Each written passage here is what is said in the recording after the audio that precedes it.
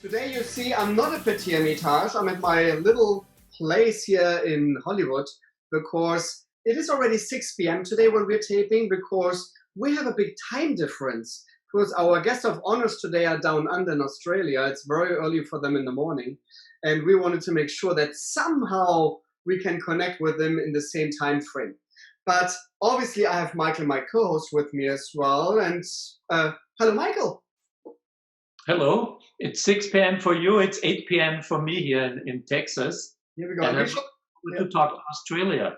Yeah, we should ask Australia how late is it over there. Do you know, Michael? No, but it's probably 12 hours from me. Okay. So it's early in the morning for them. How was your week, Michael? It was good. And I find it fascinating that a couple of days ago we talked with a source here in the US. Now we're talking with Australia. And we have plans to talk with many, many more brands from all around the world. It's very exciting to do this here from my home with my backdrop here and talking to all these people. I'm very much looking forward to talk to the people in Australia. You're absolutely right, Michael. And I think this is a great thing. It's our 3rd episode now. And it's quite fascinating that the podcast already has been showcased in several other media outlets, what I saw. So this is very, very nice that people are really engaging and are interesting to our new podcast. And by further ado, so let's bring Down Under with us as well, because we want to say hello. Hi, Martin. Hi, Michael. This is Dale. And this is Olaf. Hi, guys. Hello, you both. We are talking to you from the lovely Mornington Peninsula, which is an hour drive south of Melbourne. Melbourne is the capital of the state of Victoria and has about 5 million people. And the Mornington Peninsula is a very popular destination for holiday goers. There are many wineries here, about 100 of them, in fact. And there are some beautiful surf beaches here as well, and so many restaurants and so many breweries. It's a very popular weekend destination and a holiday destination for Victorians. And I think we can start by just showing you the backdrop of the spring. So you can, if I turn the camera a little bit around, you can see that we are on the edge of a huge bay, which is called the Port Phillip Bay. And you can see the beautiful state park and the beautiful natural areas surrounding the spring. And it turns out that this spring that we have on our property is actually further down on our property, 300 meters down. It's a steep hill downhill to get to the spring, and that's where we'll take you after. That's great. So I have a question, Olaf, because first of all, you don't sound Australian. So something is off over there, obviously. So where are you from? No, I'm actually Norwegian. I moved here with my first wife in 1996. And I have been here ever since. And I spent 20 years in the corporate world with suit and tie before we discovered, so to speak, Aqui-Live. And this is already what you just said. The water is called Aqui-Live. And I have 2 bottles actually here. I have the older version and the new version right in front of me. And I have to say, Olaf, this water is one of the most interesting waters I ever seen in my life. So that's quite something, I have to say, and I'm very, very engaged that you're doing this podcast with us today. And quick question: why even water? Why did you head north from Norway going to Australia and then thinking about water? What's the story there? Well, I can start and then I'm going to let Dale talk. So we purchased a 5-acre holiday property down here, where we are now, 8 years ago. And we knew there was an aquifer here, but we didn't know much about it. Now let Dale talk to the details. Okay, so Martin, when we bought the property, the previous owner told us that there was a natural spring on the property, but he just called it Freshwater. So he said, pump it up into the dam and you can use it for irrigation. So for the first 2 years, that's what we did. We just used it to irrigate the flowers and the lawns and the veggie garden. And then a friend of Olaf's, who is very into health and wellness, he dipped his hand in the water and tried it. And he said, oh, I think you guys should get this tested because it's not just plain water, it's mineral water, which at that time really didn't mean that much to us. But of course, that was a while ago now, and I feel like we've done our thesis on water. But yeah, so we sent samples off to get tested, and we used a company that are the largest water testing facility in Australia and New Zealand. And the scientist that we've been working with since, he has described the water to us, and it's a very unscientific term, but he calls it magic. That's probably the term. So I'm curious, we will just talk about this later, but your water is very special due to a very high mineral content. And yeah. I would like to know, what was your first perception when you tasted the water? Did you think this is nice, or did you think there's something wrong with my water? No, it's delicious. It's a very unique experience to try Aqui-Live because of the not just the amount of minerals, but the actual minerals themselves. They've created a water that is creamy in flavour and very silky on the palate. And at that time, we didn't know anything about the minerals. We just knew the water was really tasty. It was really delicious. And we have quite a lot of house parties, and everybody who comes who tries the water, for the most part, not 100%, but for the most part, really enjoy the water. Some people find the creamy texture a little bit off-putting because they're not used to it. But even those people, after a little while, when they come visit, they go, first thing they want when they come through the door is, oh, can we have a glass of water, please? This is great. Yeah. I love this. Yeah. And yeah. I don't even know really this story anymore, but I was at Patina restaurant and suddenly Aqui-Live showed up pretty much. And I know you guys sent me over for many years ago already the pouches what you have, the for the sport. What is pretty cool, I think. And I tasted the water and I was actually fascinated how crazy this water tastes. It was really, for me, unbelievable and really quite something.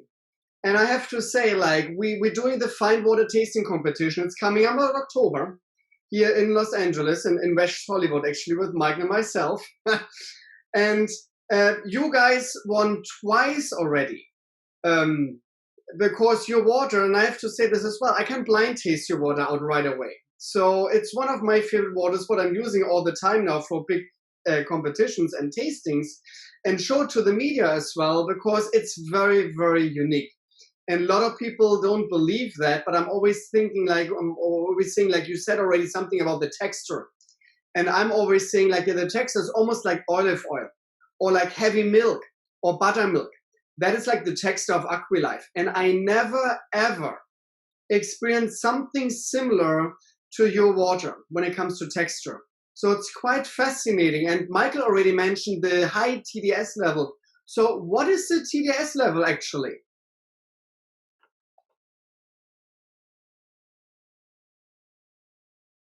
One sec. Oh, we had some issues. Here we go. Olaf, can you say it again? Because you were just on the... Our TDS is 1,300. And the reason why the taste is so unique is the mineral composition of the individual minerals that comprise the TDS. So Aqui-Live actually has 23 essential minerals naturally dissolved in it, and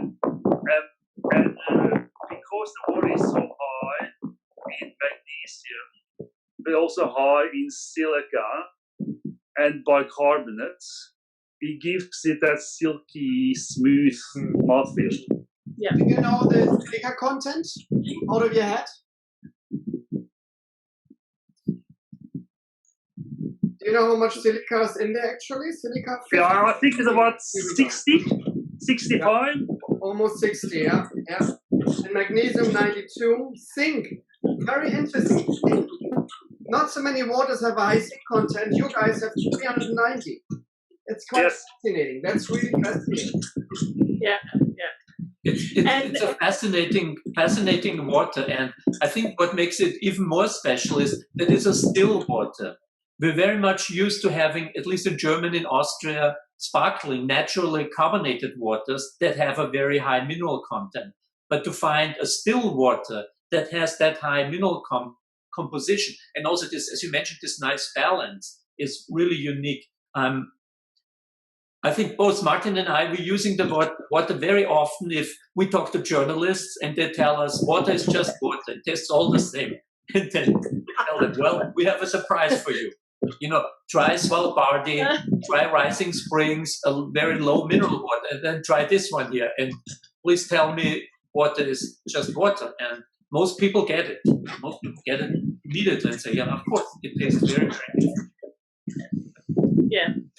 So one of the reasons why our water has such a high TDS is because of the soil that it comes through. So the area we're in is called Red Hill, and it's because the soil is so dark red. So it's a very mineral-rich area. But the water also, it travels around 900 meters. I'm sorry, I can't translate that into feet for your American viewers, but you would know what meters represent. So it travels about 900 meters, but the journey takes around 2,000 years to come to the surface from the source of the water. And the source is called the Paleolithic basement, which is a 600 million year old aquifer. So the water originates from New Zealand. So it falls as rain in New Zealand and then comes down through the soil there and then cracks in the tectonic plates where the water seeps in to fill the aquifer that is the source for us. Crazy. So it's had a very, very long journey. And I think because of the time it spends in the ground and then because of the soil where it comes up, so it's just the pressure of the earth that drives it to the surface. We don't drill or bore for the water. We only harvest overflow. So it's had a continual trip. We're not interrupting its journey. But it's the minerals it picks up along the way. And I find it incredible to think, a molecule of water is one of the smallest molecules in the world. A droplet of water, can contain millions of molecules. But those molecules are holding, minerals that are the foundation of good health and well-being. And like all the beautiful water you have behind you, some of them are very tasty, but not necessarily high mineral content. And some of them, like us, we have a very high mineral content, but it's very tasty. And as you said, it's still. And it's interesting because we do a carbonated version because it starts life as this beautiful, smooth, silky, creamy water. When we carbonate it, it's still got those characteristics. It doesn't have the typical acid finish of normal sparkling water. Mm-hmm. Absolutely.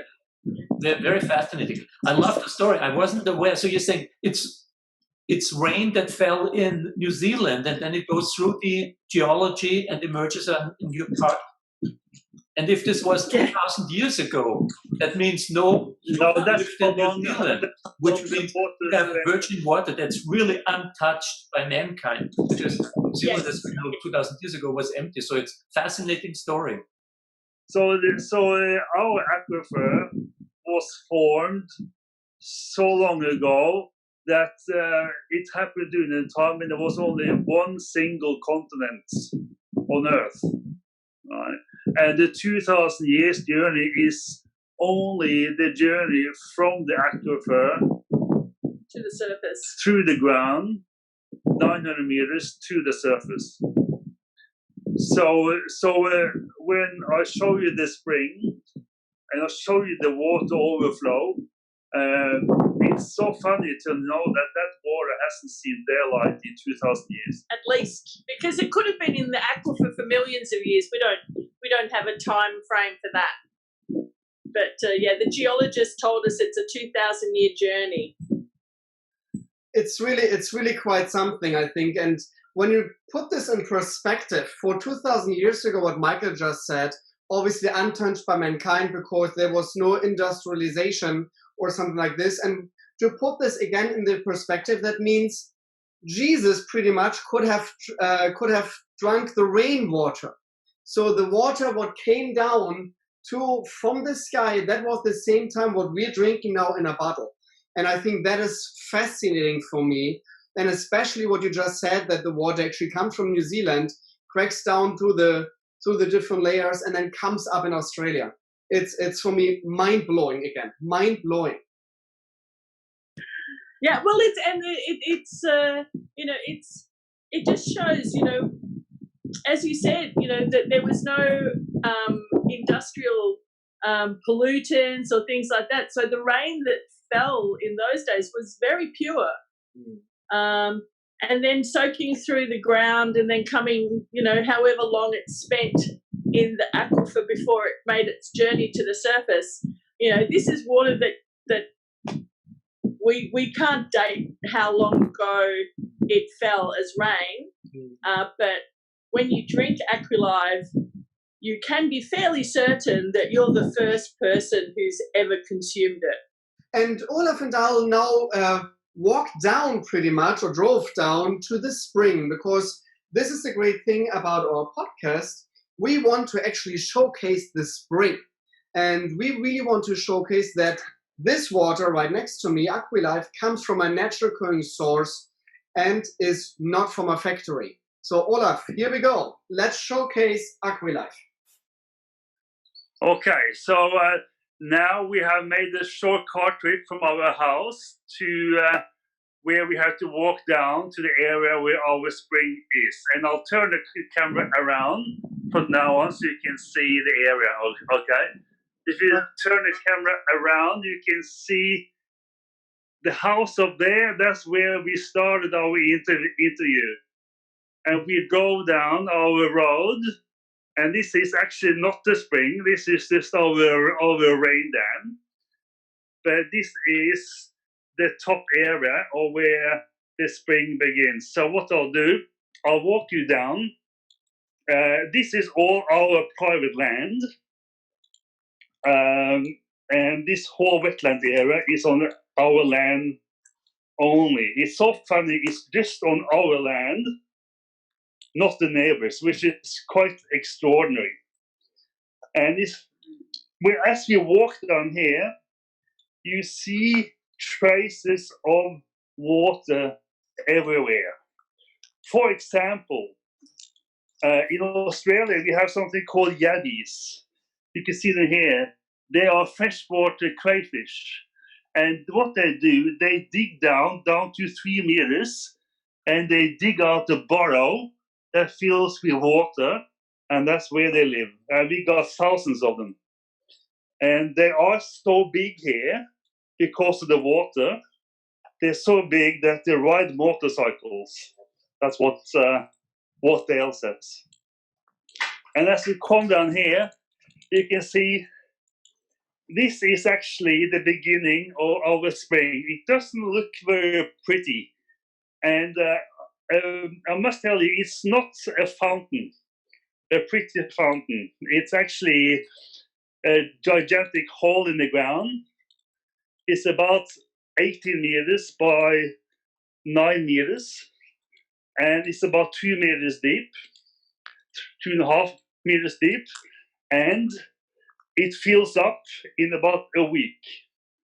And if you can see here closely, you can see that's the overflow of the spring. And doesn't look like much, but that's about 20 times a day. Can you see that? Yeah, we can see it.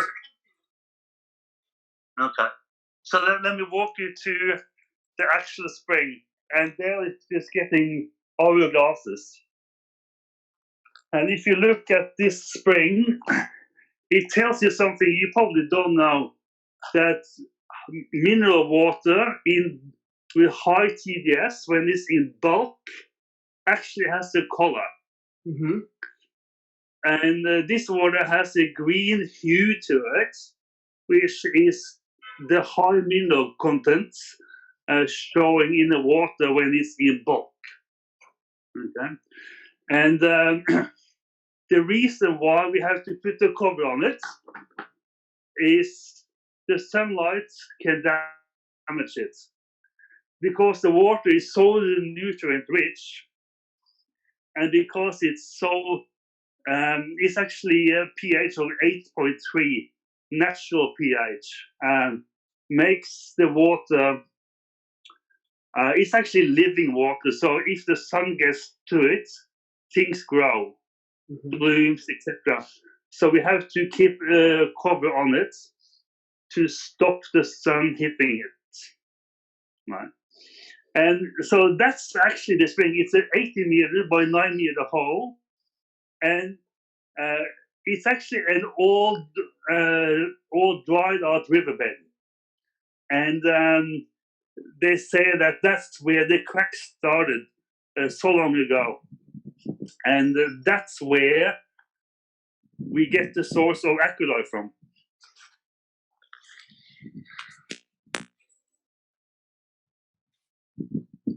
Fascinating. You know, next time I drink something, I know now where the source is. So where do you bottle the water? All right. So I'll just show you. So for the first 3 years, we bottle it out of the garage on the property, which is a 12 meter by 7 meter garage. But now everything is outsourced. So we have bulk storage tanks next to the house, and we then transport it in big trucks to our contract bottling plant, which is about half an hour away. So if I turn around, I can show you what it looks like. So we got copper pipes going to the bottom, and these copper pipes has a pump to it, and it pumps the water uphill, and it actually pumps it up 300 meters to our stainless steel tanks next to the house. Right next to here. So we saw the spring, and for all the listeners who are listening to the podcast, obviously on Apple or SoundCloud or Spotify or Google Play, I highly recommend, obviously, guys, look at YouTube as well to the video what we were broadcasting, because it's quite fascinating to see actually the spring. And I know I'm actually getting a little thirsty here right now. I actually want to drink, obviously, Aqui-Live as well. And we see already you guys have glasses over there in Australia as well. And I think we're the only ones today who are from America and going to Australia and sharing together. But I think this is quite something and interesting.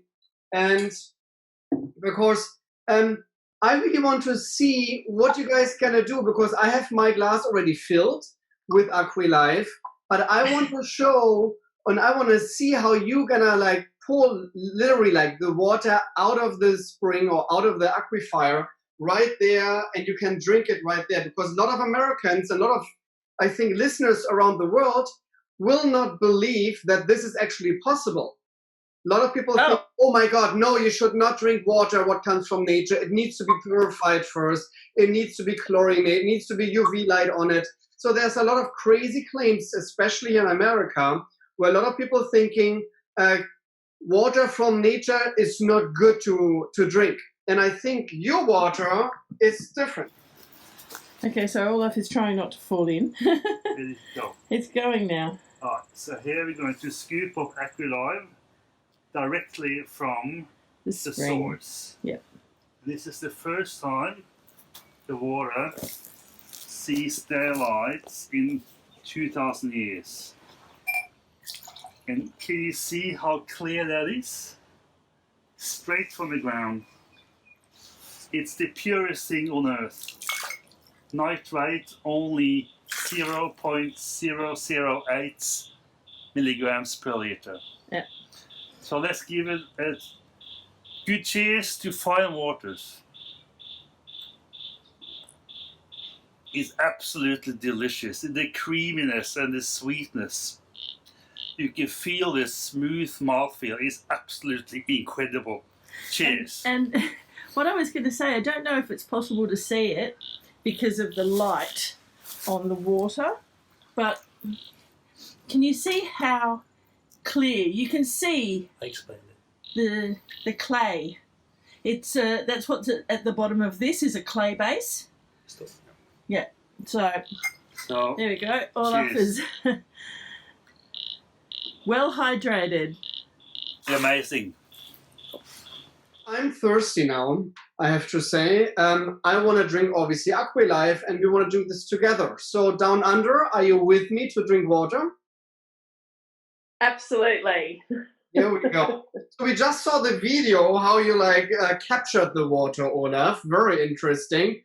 And now let's talk a little bit about the taste of this fascinating water right here, Aqui-Live. So cheers. Cheers. Skål.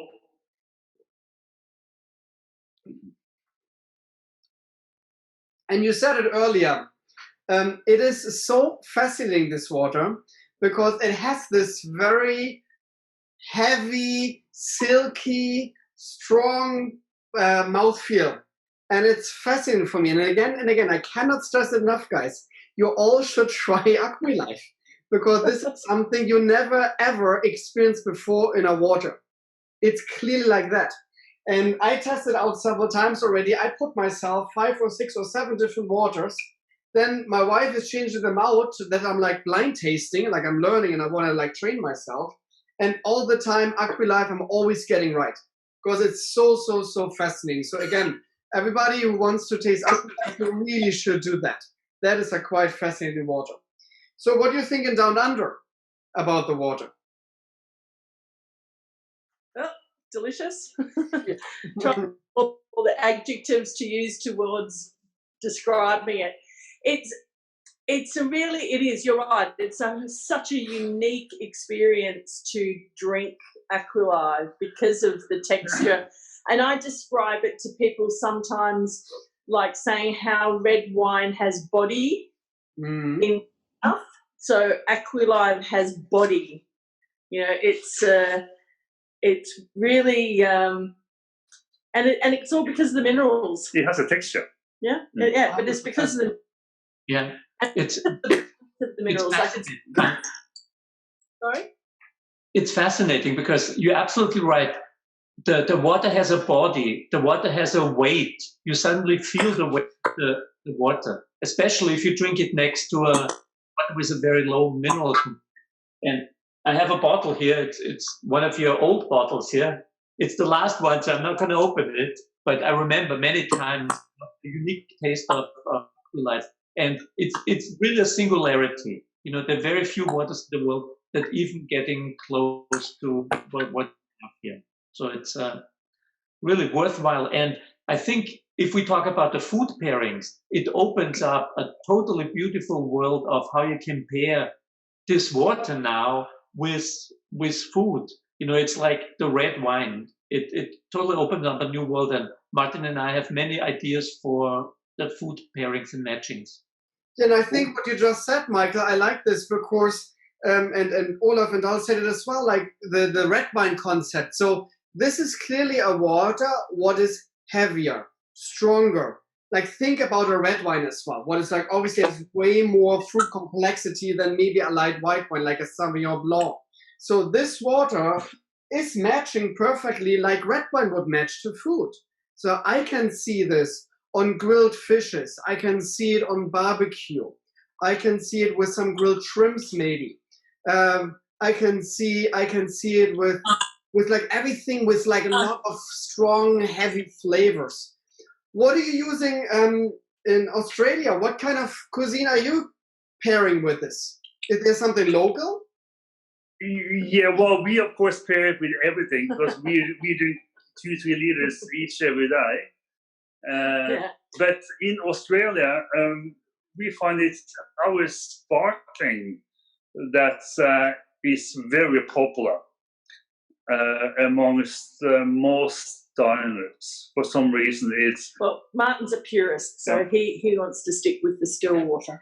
I've got a thing that is very curious with our water is when you make coffee or tea with it. It's very interesting because with coffee, you know how coffee has sometimes an inherent bitterness to it. It really smooths that bitterness, and I have such fabulous tea. I have friends before COVID who used to drop around for a cup of tea and a chat, and really they were just coming for the cup of tea. That's all. But actually, I like what you just said. Yes, I'm a purist, and yes, I'm drinking more still water than sparkling waters. But why I want always your water as a still water is because by the sparkling waters, we know a lot of high TDS waters, like the Vichy Catalan, the Gerolsteiner, the Royce of the world. They're all very, very rich in minerality. So people understand the concept of high minerality and sparkling. What they barely don't have is still waters and a high TDS. And that is for me the fascinating thing, because a lot of people who tasting waters with me, and the media people as well, will say, yeah, but Martin, there's carbonation. Sure, you see the difference right there. But when you don't have carbonation, and it's still quite fascinating and different, the water, then it's really like to prove our point that water is not just water. That's the reason I love your still water, because there are not so many still waters on this world who has such a high TDS level and such a uniqueness in taste. But actually, I love your sparkling version, because your sparkling version is not highly carbonated. It's almost like effervescent. It's a very slightly, like very tiny bubbles. And I would love to know, how is that possible? What are you doing to your sparkling water to make that happen? So it's a very technical process, and we're not that technical, but we have been told that our bottler puts Aqui-Live through a membrane that actually infuses the CO2 at a molecular structure. So it actually sits at such a fine, small level that they are able to reduce the CO2, the bubble size, to become very small and not the big, overwhelming bubbles you often find. Yeah, but you cannot actually choose the size of the bubble that you want. And I don't like big bubbles. I find them very congestive and make your chest feel tight, which I find very unpleasant. And so I went to choose a bubble that was a fizz more than a bubble. So we infuse the water with 5 milligrams per liter CO2, which isn't much. Yeah, it's fascinating. I think, and your sparkling water has won, many awards, and just recently another award for in the sparkling version. I think the big advantage you have with your water is that you have a lot of minerals in the water, and that minerals allow the CO to latch onto in much smaller bubbles than usual. So that makes it so special, your sparkling water. I think you see also the big difference. Your water doesn't get very acidic by adding the CO2. And many other waters, especially spring waters, if you start adding CO2, they become very acidic and actually taste different. But of your sparkling version. The small bubbles makes it, really, really food friendly again with the high. But Martin is absolutely right. Your standout product is really the still water because there are not so many others. If you go to the sparkling version, you have many carbonated waters that have the same level or even higher level. It don't taste quite good, but this doesn't make it unique. In the still version, you're very unique with your 1300 TDS. Yes. And we, for example, when Martin was asking before about pairing with food, I'm also, because we have the water at our disposal, I'm very lucky in that we can also use water as an ingredient. So when we're doing soups and things like that, so we get the mineral benefit as well as the enjoyment of the food. But our still water definitely goes very well with, as Martin was saying before, things that are hearty, that have strong flavours. So we're coming into winter now, so I know that I'm going to be making more casseroles and more slow-cooked foods, and our still water goes very, very well with those. But it goes beautifully with dessert as well, and with cheese. It goes really well with everything. I mean, water goes with everything, really. Well, our water goes with everything. I just want to say, there are some waters, trust me, you cannot pair them to fishes or like to sashimi or something like that, because they're way too strong in taste. So yes, water is not just water. And I'm gonna pour myself again like a little bit water, because again, here in Hollywood this is pretty warm today and I'm a little bit sweaty actually. And there's nothing better to obviously hydrate ourselves by a product of nature, and this is definitely Aqui-Live. So for me it was fascinating to have you both here on the podcast. I have to come over, and I think Michael agrees with that. We have to come over to Australia. My wife is actually here in the background. She says the whole time, like, when are we going to go? When are we going to go? Obviously, with COVID-19, everything is a little tricky right now, but we're definitely going to make it one point. And I hope, obviously, that your water will be here in Hollywood or in West Hollywood on the 5th of October to our big water tasting competition. Obviously, you both are invited as well. I know with all the traveling right now, it's maybe a little tricky, but at least we have you in spirit. And we have your water with us here in Hollywood, where your water belongs, because this is clearly superstars. And these are superstars in the water world. And this belongs in Hollywood, because Hollywood, we all know, is the capital of stars. And your water is a star. So again, thank you so much for being here. Michael, you want to say something to that as well?